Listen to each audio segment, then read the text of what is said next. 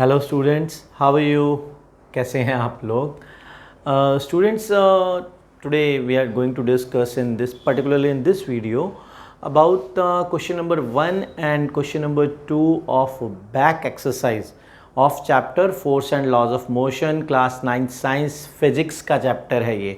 Okay, so students, इस question में जो हमें क्वेश्चन दिया हुआ है दैट इज़ कि अगर कोई ऑब्जेक्ट पर अगर net zero external unbalance force है, आई रिपीट, अगर किसी ऑब्जेक्ट के ऊपर जो नेट फोर्स है, नेट अनबैलेंस फोर्स है, वो ज़ीरो है, देन इट इज़ पॉसिबल कि वो ऑब्जेक्ट जो है नॉन ज़ीरो वेलोसिटी से मूव कर सकें. ओके, तो आंसर तो इसका yes, it can move, but इसको थोड़ा सा एक्सप्लोर करते हैं. फर्स्ट ऑफ ऑल, इस क्वेश्चन में जो एक टर्म आया है about net zero unbalance force, net zero unbalance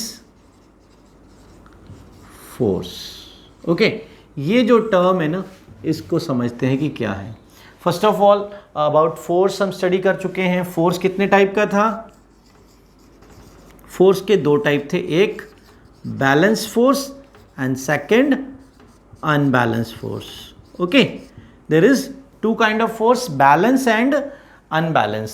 ठीक है, अगर कोई ऑब्जेक्ट अपनी पोजीशन में एज इट इज़ रुका हुआ है, लेट्स से कि ये कोई एक ए ऑब्जेक्ट है, ये अपनी पोजीशन में रेस्ट पोजीशन में है, या ये मूव कर रहा है without any change in its speed.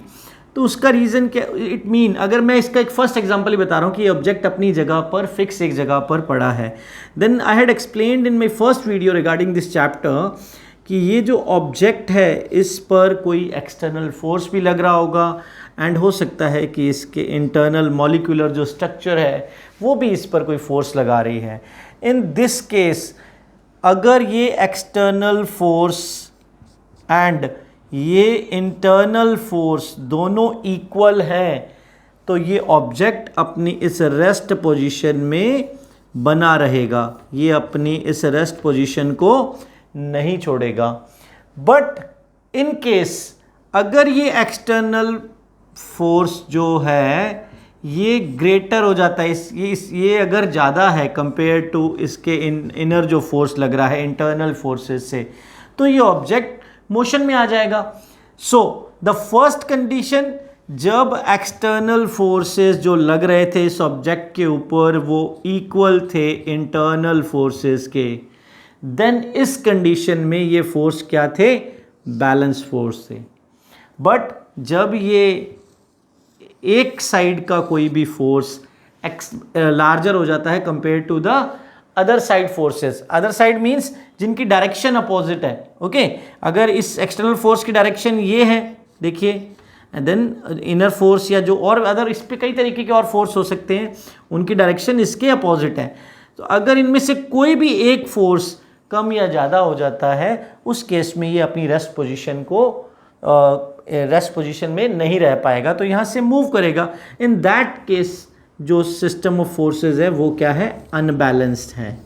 ठीक है, अब बारी आती है नेट फोर्स. ठीक है, ज़ीरो तो एक अमाउंट हो जाएगा कि ज़ीरो है, बट नेट अनबैलेंस फोर्स कितना है?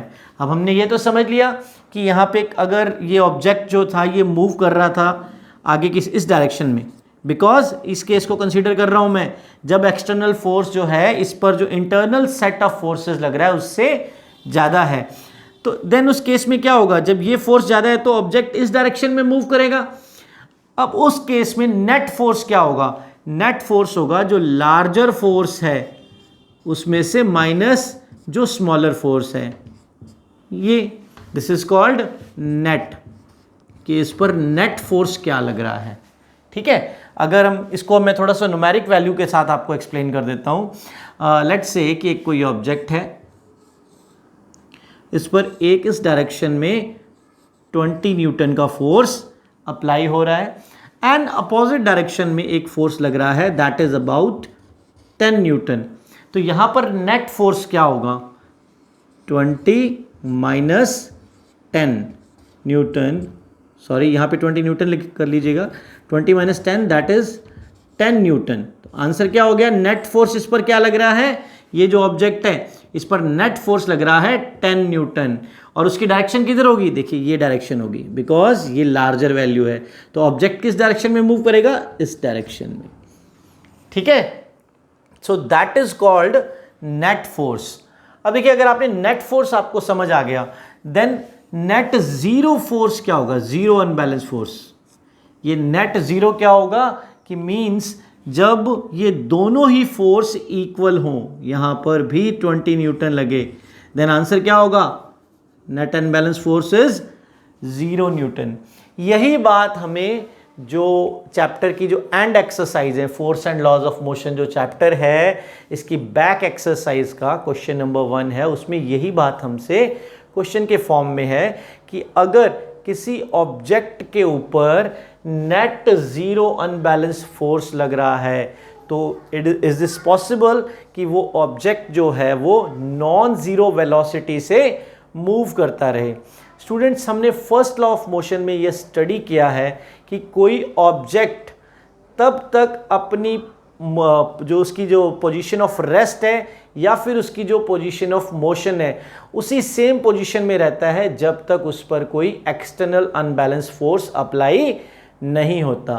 सो सिंपल, अगर हमें क्वेश्चन ही ये दिया हुआ है कि नेट जीरो अनबैलेंस फोर्स है, लेट्स से कि अगर ये कोई ऑब्जेक्ट है, ये किसी भी नॉन जीरो वेलोसिटी 1 2 3 4 5 कोई भी नॉन जीरो, लेट्स से कि 2 मीटर पर सेकेंड के वेलोसिटी से मूव कर रहा है, तो इसकी वेलोसिटी में चेंज कब आएगा, when the change in its velocity is visible when there is some unbalance force. Let's say कि अगर इस डायरेक्शन में इसके ऊपर कोई 20 न्यूटन फोर्स लग रहा था, तो या तो इस साइड में एक 10 न्यूटन का फोर्स और लगा दें, तो क्या होगा, उससे इसकी स्पीड इंक्रीज हो जाएगी।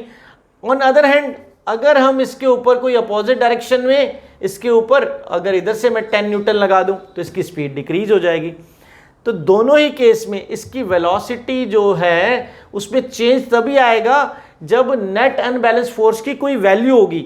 अगर जीरो है तो इसकी वेलोसिटी जो है वो नॉन जीरो, अगर its already moving with some velocity तो ये उस वेलोसिटी से मूव करता रहेगा। एक सेकंड चीज और हो सकती है कि अगर ये ऑब्जेक्ट मूव कर ही नहीं रहा, if the object is not moving and this object is in rest position, अगर ये रेस्ट में है, ये जो लाइन लगा देते हैं ना, इट मीन्स एक पर्टिकुलर जगह पे फिक्स है, ठीक है।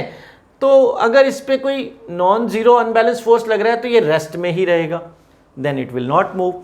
बट क्वेश्चन में ये हमें क्वेश्चन में गिवन है, it is possible, yes it is possible the object can move with a non zero velocity if there is a net zero unbalance, a net zero external unbalance force is acting on the object। ठीक है, ध्यान रखना, net zero external unbalance force, zero का मतलब उसके ऊपर जो external forces लग रहे हैं उनका फाइनल जो नेट है वो जीरो है। नेट निकालना मैंने आपको बता दिया था अभी, ठीक है, ये नेट के लिए जो एग्जांपल दिया था आपको। So this is about the first question.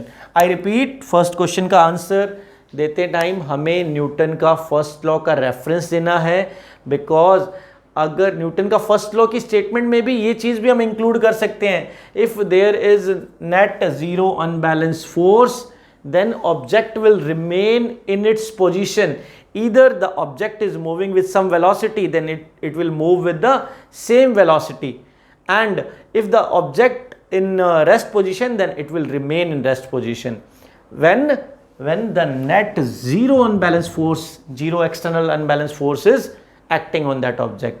ठीक है भाई, बार बार बता रहा हूं, सिंपल सी बात है कि अगर अनबैलेंस फोर्स में कोई चेंज आएगा तभी वेलोसिटी में चेंज आएगा, अदरवाइज नहीं आएगा।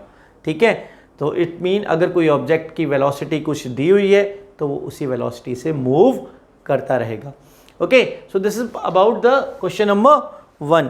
नाउ क्वेश्चन नंबर 2 जो है, इसका कारपेट है, उस कारपेट को अगर हम झटकते हैं तो उसमें से डस्ट क्यों बाहर आ जाती है, वो भी न्यूटन का फर्स्ट लॉ ही है। क्या होता है, लेट्स से अगर एक कोई कारपेट है, ठीक है, देयर इज अ कारपेट, ठीक है। इस कारपेट में बहुत सारे डस्ट पार्टिकल हैं और इसके कुछ खुद के भी कुछ थ्रेड भी होंगे, ठीक है। ये सारे इस पे थ्रेड है। जब हम इसको जोर से इस पे फोर्सफुली इसको झटकते हैं, उस केस में जो कारपेट के साथ ये थ्रेड जो उसके टाई हैं ये तो मोशन में आ जाते हैं, बट जो डस्ट पार्टिकल हैं वो उसी पोजीशन में रह जाते हैं। तो डिफरेंस आ गया ना, एंड ड्यू टू दैट ये जो डस्ट पार्टिकल हैं ये इससे बाहर आ जाते हैं। Okay, this is also due to Newton's first law of motion. Okay, thank you, thanks for watching and don't forget to subscribe. समझ आ गया तो दूसरों को भी शेयर कीजिए। Okay, thank you.